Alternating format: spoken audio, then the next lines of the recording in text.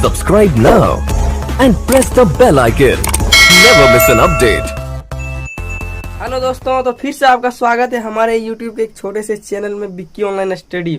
आज की इस वीडियो में हम क्लास 10th का एनसीईआरटी बुक का जो चैप्टर 5 दिया गया उसका एक्सरसाइज 5.2 का क्वेश्चन 3 का सोल्यूशन करेंगे। और इससे पहले के सभी क्वेश्चन का सोल्यूशन पहले भी करवा चुके हैं। यदि आप उनका वीडियो नहीं देखे तो हमारी प्ले लिस्ट में जाके उनका वीडियो देख सकते हैं। उन सभी क्वेश्चनों का वीडियो हमने पहले भी बना के डाल चुके हैं और इसको हम लोग सॉल्व करते हैं। तो इसको सॉल्व करने में देखिए, इसमें सबसे पहले क्या दिया गया, एक मिनट क्या बोल रहा प्रश्न हमारा, निम्नलिखित समांतर श्रेणी में रिक्त खानों के पदों को ज्ञात की जाने की। जो इसमें दिया गया खाली बॉक्स, इसके जगह पर जो हमारा पद आएगा उसको हमको ज्ञात करना है। तो इसमें देखिए पहला में दिया गया है, हमारा पहला पद दिया गया है और दूसरा पद ज्ञात करना है और तीसरा पद दिया गया है। तो हमारा पहला पद बराबर क्या होता है, पहला पद ए होता है, तो ए बराबर हमारा कितना दिया गया है 2। हमारा पहला पद ए होता है तो ए बराबर हमारा 2 दिया गया, तो इसको लिखते हैं। उसके बाद देखिए दूसरा पद A2 होता है, तो A2 को हमारा नहीं दिया गया, यानी कि A2 को हम क्या लिखते हैं A प्लस डी, ये हमारा नहीं दिया गया। और तीसरा पद दिया गया 26, यानी A प्लस 2D दिया गया 26, क्योंकि A3 बराबर होता है A प्लस 2D, तो हमारा बराबर इसका दिया 26 दिया गया। तो देखिए A प्लस 2D बराबर 26। मान लीजिए समीकरण हमारा 1 है और ये समीकरण 2 है, तो A का मान जो इसमें दिया गया हमारा, उस A के मान को इस A के मान की जगह पर रख देते हैं। तो A बराबर हमारा 2 है प्लस 2D और बराबर 26। इधर देखिए ये जो 2 दिया गया इधर बराबर के इधर है प्लस में, उधर जाएगा तो माइनस में, तो 2D का 2D ही रहेगा, 26 माइनस 2, तो 2D बराबर क्या हो जाएगा, 26 में 2 जाएगा कितना बचेगा, 26 में 2 जाएगा तो कितना बचेगा 24, तो 24। तो D बराबर क्या होगा, देखिए इधर बटे में दिया, गुना में है 2, तो इधर उधर जाएगा तो बटे में आ जाएगा, तो 24 बटे 2, यानी कि जो हमारा D का मान आएगा 24 में भाग देंगे 2 से तो हमारा आएगा कितना 12, यानी कि D का मान जो आया हमारा आया 12। तो हमको क्या ज्ञात करना है A प्लस डी, यानी इसका दूसरा पद ज्ञात करना है। तो A प्लस डी दूसरा पद क्या होता है A प्लस डी, तो A हमारा आया 2, यहाँ पर पहले दिया गया था 2 और हमारा D आया है 12, तो 12 यानी A प्लस डी बराबर हो जाएगा 14, यानी इसका जो दूसरा पद ये खाली स्थान में जो आएगा वो 14 आएगा। इसलिए हम आपको दिखाने के लिए इसका जो ये हमारा एपी बनकर तैयार हो गया 2, 14 और 26। अब इसका हम लोग दूसरा देखते हैं। इसी प्रकार देखिए इसका दूसरा में क्या दिया गया, इसका पहला पद नहीं दिया गया और दूसरा पद दिया गया, फिर तीसरा पद नहीं दिया गया और चौथा पद दिया गया है। तो हमारा पहला पद क्या होता है, हमारा पहला पद ए होता है, तो ए बराबर हमारा नहीं दिया गया है, ए बराबर नहीं दिया गया है। और ए प्लस डी यानी दूसरा पद क्या होता है ए प्लस डी, पहले पद में यदि हम डी को जोड़ते हैं तो दूसरा पद हो जाता है, तो ए प्लस डी बराबर हमारा दिया गया कितना ए प्लस डी बराबर हमारा कितना दिया गया, देखिए 13 दिया गया है, तो यहाँ 13 लिखते हैं। उसके बाद देखिए A प्लस 2D, यानी जिसका तो तीसरा पद होता है A प्लस 2D होता है, A प्लस 2D बराबर हमारा नहीं दिया गया है, तो A प्लस 2D बराबर हमको नहीं दिया गया है। और A प्लस 3D बराबर 3 दिया गया है, A प्लस 3D बराबर 3 दिया गया।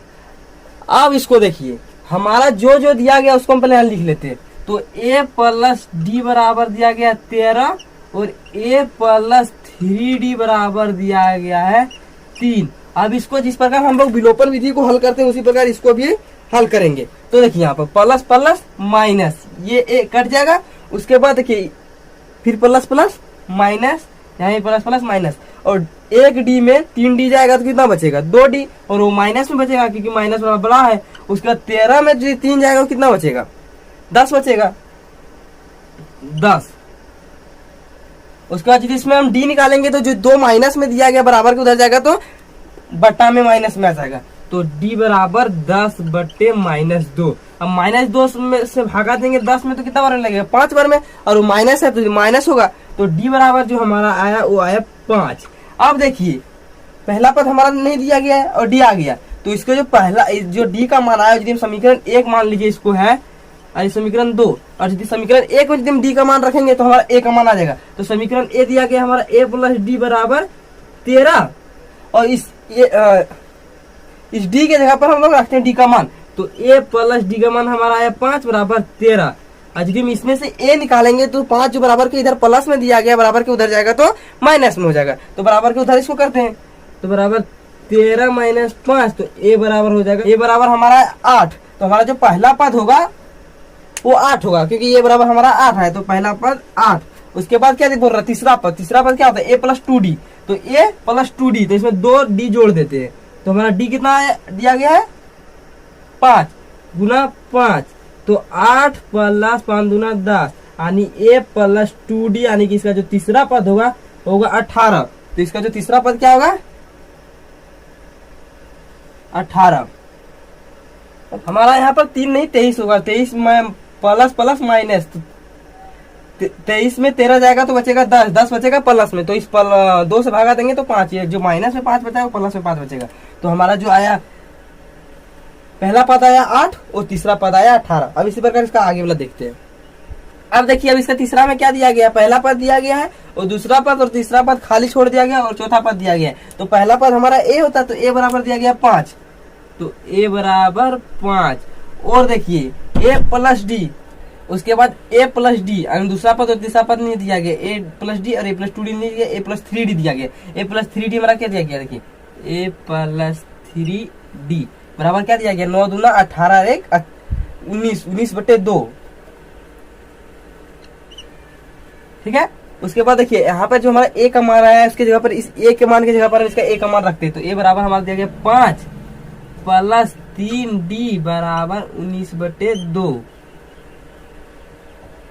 उसके बाद ये जो 5 है बराबर के उसको उधर करते हैं, तो 3d बराबर 19/2, और यदि 5 इधर प्लस में है तो उधर जाएगा तो क्या होगा माइनस में, क्योंकि हम आपको बार बार बताएं कि इधर यदि कोई बराबर के इधर रहता है उधर जाएगा तो प्लस में है तो माइनस हो जाएगा, तो इधर -5/1 करते हैं, कुछ नहीं है। तो इसका एलसीएम लेंगे 2 और 2 से 2 19,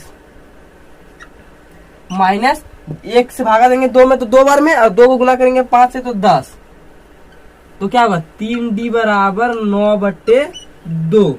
अब इस जो दिया गया 3 को उसको बटा में करेंगे, तो इधर गुना में तो इधर बटा में आ जाएगा, तो d बराबर 9/2 और गुना 3। अब इसके d यदि हम इसका मान निकालते हैं तो देखिए ये 3 से 3 बार में कट जाएगा, यानी d बराबर जो हो जाएगा हमारा आ जाएगा 3/2, और ये 3/2 में यदि भाग दे 3 में भागा देंगे 2 से, तो हमारा कितना हो जाएगा 1.5, तो d बराबर हो जाएगा हमारा 1.5। अब देखिए पहला पद दिया गया 5, पहला पद दिया गया 5 और दूसरा पद क्या होता है a प्लस डी, तो हमारा a कितना दिया गया 5 और d कितना है 5 प्लस 1.5, यानी कि 6.5, a प्लस डी, यानी दूसरा पद कितना आ गया 6.5। उसके बाद तीसरा पद क्या होगा a प्लस 2d, क्योंकि d की संख्या 1 कम होती है, तो a हमारा दिया गया 5 प्लस 2 गुना d 1.5, यानी 5 प्लस 2 गुना 1.5 हो जाएगा 3 बराबर 8, 5 और 3 8 हो जाएगा। तो हमारा जो आया तीसरा पद इसका आया हुआ कितना है 8, तो तीसरा पद हो जाएगा हमारा 8। अब इसका जो चौथा इसका करते हैं, क्योंकि इसके जो 2 खाली स्थान 2 भर गए, 5 6.5 और फिर 8, उसके बाद 8 को फिर हो जाएगा 9.5। अब इसको हम चौथा देखते हैं। अब इसका चौथा देखिए, चौथा जिस प्रकार तीसरा है उसी प्रकार चौथा है, सिर्फ इसमें जो है एक पद की संख्या बढ़ा दी गई है, इसमें 2 था इसमें 4 है, 2 पद की संख्या बढ़ा दी गई है, इसमें ही पहला पद दिया गया है और आखिरी वाला पद दिया गया है। तो इसमें देखिए करते हैं, पहला पद हमारा क्या दिया गया है a बराबर -4, उसके बाद देखिए a1 दिया गया है, a2 a3 a4 a5 और लास्ट में हमारा a6 दिया गया है। छठा पद हमारा दिया गया, छठा पद यानी कि छठा पद क्या होता है a प्लस 5d बराबर हमारा दिया गया 6, और जो a का मान है उसकी जगह पर इस a के मान की जगह पर हम इसको रखते हैं। a का मान क्या दिया गया -4 दिया गया है, तो -4 a की जगह पर रखते हैं, तो -4 प्लस 5d का 5d बराबर 6, और ये जो माइनस में 4 बराबर के इधर है, बराबर के पास उधर करते हैं तो इसको प्लस में 4 हो जाएगा, तो 5d बराबर हो जाएगा 6, और ये जो उधर जाएगा तो प्लस में हो जाएगा, तो प्लस में 4, तो 5d बराबर हो जाएगा 10, और d से निकालेंगे तो ये जो 5 है गुना में इसके साथ इसमें आएगा तो बटा में जाएगा, तो 10/5। अब इसमें 5 से भागा देंगे 10 में तो कितना बार लगेगा 2 बार में, d बराबर 2, यानी कि इसका जो सार अंतर है d बराबर 2 आया, यानी कि जो इसका दूसरा पद होगा, दूसरा पद हमको क्या करना, दूसरा पद क्या होगा, दूसरा पद क्या होता है a2 बराबर a प्लस डी, तो हमारा a दिया गया -4 और प्लस d 2, तो A2 बराबर हो जाएगा -2, यानी कि इसका जो दूसरा पद होगा वो होगा -2। इसका तीसरा पद क्या होता है? A + 2D, A + 2D तीसरा पद होता है। तो ये हमारा -4 + 2 × 2 यानी कि 2 है, तो -4 + 2 × 4, तो माइनस प्लस कट जाएगा तो बराबर 0, यानी कि इसका जो तीसरा पद होगा वो 0।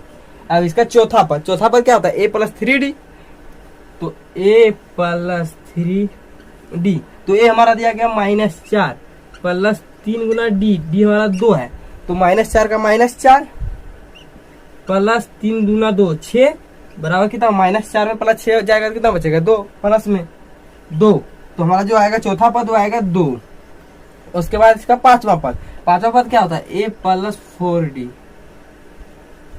तो A दिया गया -4 + 4 × D दिया गया 2, तो -4 + 4 × 2 8, तो 8 में 4 जाएगा तो 4, यानी कि जो इसमें पांचवा पद होगा वो होगा 4। अब इसका जो आखिरी दिया गया पांचवा वो देखते हैं। अब देखिए, अब इसका आखिरी में क्या दिया गया? पांचवा में इसका पहला पद हमको याद करना है, पहला पद नहीं दिया गया, इसका दूसरा पद दिया गया है, और तीसरा, चौथा, पांचवा और छठा, यानी कि इसका आखिरी जो छठा पद दिया गया वो दिया गया है। हमको इसमें क्या करना है? देखिए, पहले जो पद दिया गया उसको पहले हम लोग लिख लेते हैं, तब हमारा जो बाकी जो पद है वो भी ज्ञात हो जाएगा। तो इसमें दूसरा पद दिया गया है, तो दूसरा पद हमारा क्या होता है? A + D, तो A + D बराबर हमारा कितना दिया गया? 38, और ये हो गया दूसरा, ये हो गया तीसरा, ये चौथा, और ये पांचवा, ये छठा, और छठा पद हमारा कितना दिया गया? -22, तो छठा पद क्या होता है? A + 5D, यानी कि D की जो संख्या होती है एक कम होती है, तो A + 5D होगा, तो A + 5D बराबर कितना दिया गया? -22, A + 5D